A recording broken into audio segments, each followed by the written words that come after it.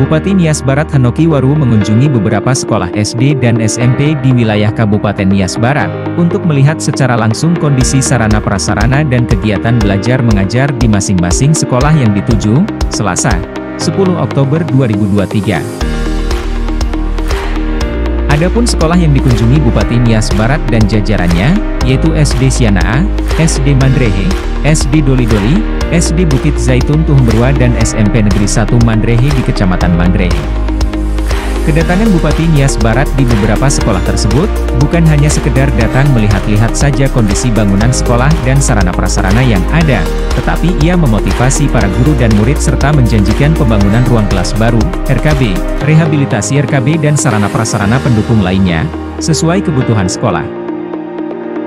Ia juga memotivasi para guru di sekolah tersebut, agar tetap semangat dalam melaksanakan tugas.